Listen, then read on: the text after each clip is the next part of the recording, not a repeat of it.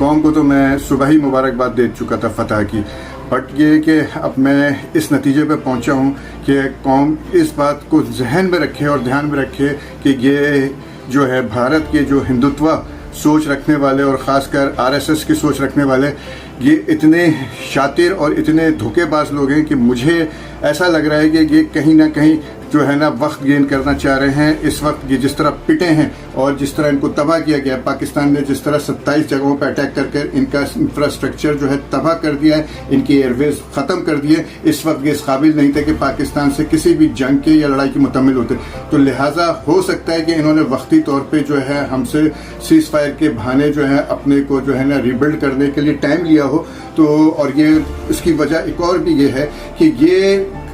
چنکیا کے پیروکار ہیں۔ چنکیا وہ آدمی تھا جو نہایت دھوکے باز، دغا باز اور جو ہے بہت ہی کائیاں اور چلاک قسم کا آدمی تھا۔ اس کی میتھولوجی یہی تھی کہ دھوکے سے جو ہے لوگ ریاستوں پہ قبضہ کرو، سامنے والے کو ہاتھ ملاؤ اور پیٹھ پہ دوسرے ہاتھ سے چھری گھونپ دو۔ یہ وہی میتھولوجی کے سوچنے والے ہیں اور خاص کر مودی RSS اور چنکیا کا پیروکار ہے۔ لہذا پاکستان کو بہت ہی